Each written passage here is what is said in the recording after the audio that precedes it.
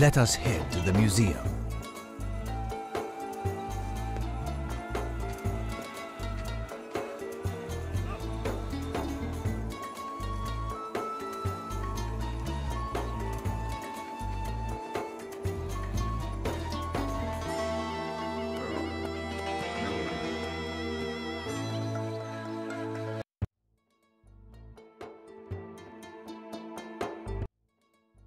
I don't know how to thank you for recovering these stolen artifacts. The police just brought them, but unhappily, they were unable to put their hands on this Turk. But they know his name, Suleiman. He won't get far. The authorities, as well as the museum, will draw great prestige from the reinstitution of this stolen treasure. If it can contribute to improving the opinion that the locals have of Westerners. Can I have the Coptic artifacts? Here, they are in this sack. And keep the necklace which I entrusted you. It's not on my inventory, and it will make a perfect souvenir. I shall depart, Director.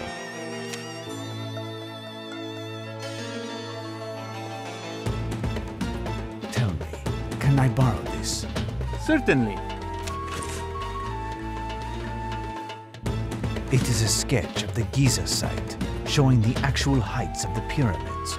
Impressive.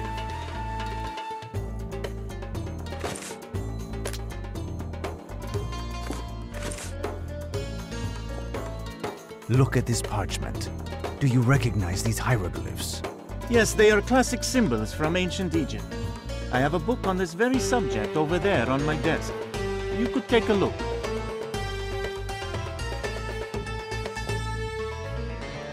Fine. All of that must be deciphered.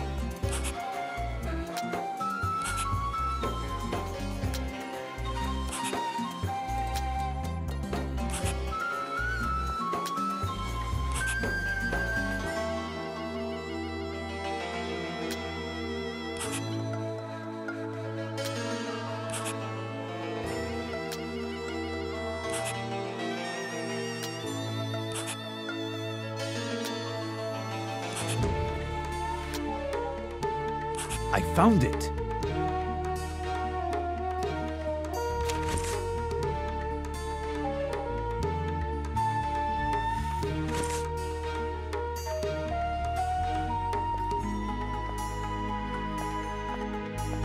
I am missing certain pieces of information.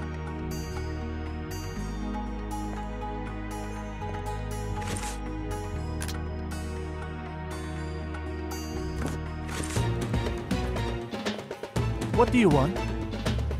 I found this statuette at our man's hideout. What can you tell me about it? It represents the Black Sphinx without a face, the artifact of the impious cult of which we spoke. The Black Sphinx is one of the shapes of the Black Man without a face, one of the ancient cursed gods. Usually, the Sphinx is placed near a building to guard it. When the building is a tomb, the Sphinx protects the corpse within. It's a bodyguard, if you will permit my little joke.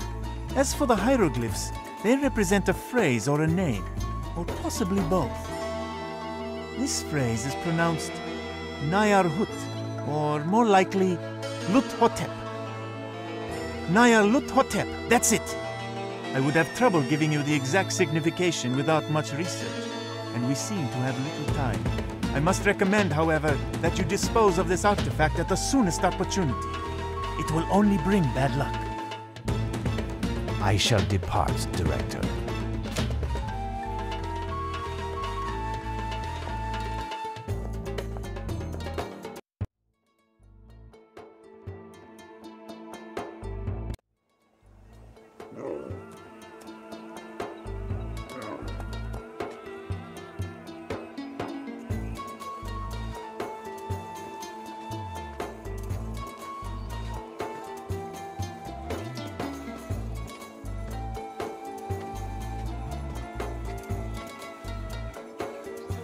Good evening. Here are the objects that you asked for. I've also succeeded in finding the solar disk missing from the cross. Your steps are guided by Saint Mark, my son. It is a miracle that you have accomplished this. Unfortunately, I have some bad news. In order to replace the objects that were found on the cross, I have this host for you, which will be necessary. I do not know two of the other artifacts, but they were certainly common items, because nothing was consigned to me by my predecessors. They must, however, be feared by demons, and you seem to know a lot about that matter. But some artifacts are still missing. Is something worrying you? We will need some holy water to pour into a cup for one of the arms. I don't have any more. I can, with the artifacts you have brought me, perform the water benediction ceremony in my role as priest. The water here is unsuitable for benediction. The aura emanating from the tomb, as well as the recent flock of birds, have sullied the waters hereabouts. I will require water that hasn't touched the earth, such as rainwater.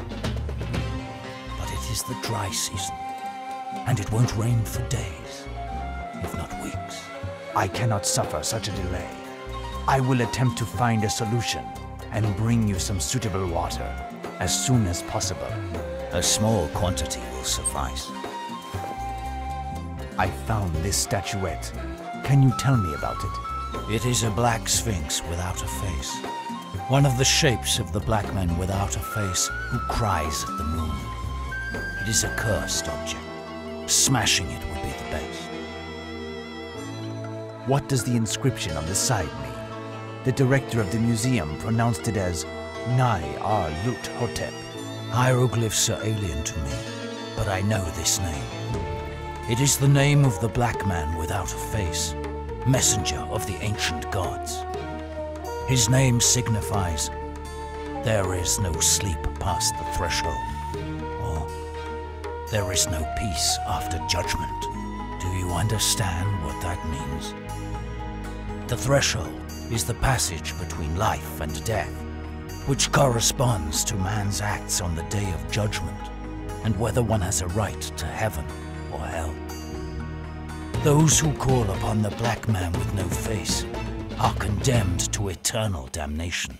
This could take the form of a soul wandering for eternity, screeching through the black void. But it could also take the form of a creature neither dead nor alive, hiding amongst mortals, subject to an unspeakable hatred and eternal torment. What does the inscription on the side mean? Goodbye, Herodotus. The heavens be with you, my child. Be full of courage. Fine. Now I must find some water that hasn't touched the earth.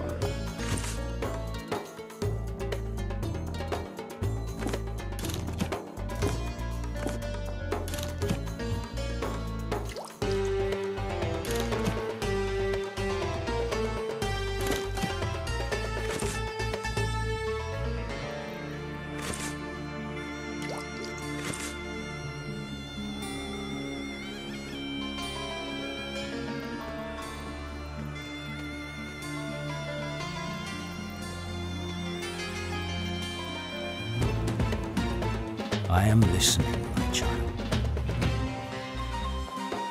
Here is some water that comes from air and has not touched the ground.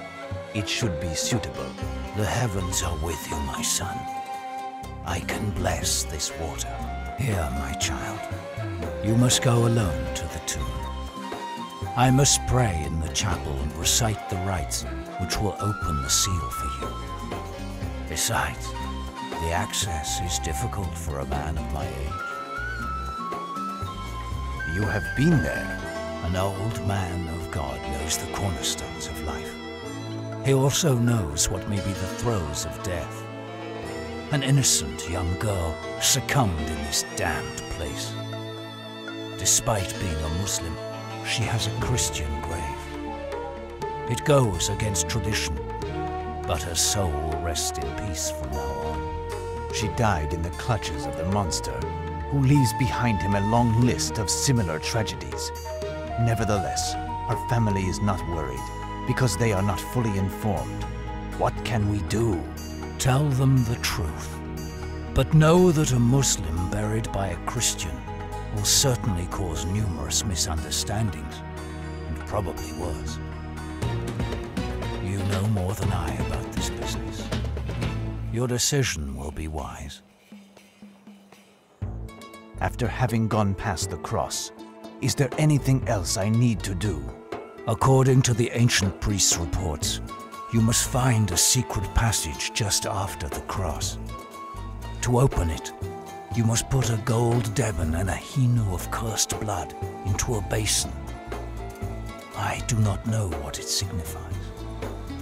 Directly afterwards, the sun must hit the summit of the pharaoh's tombs.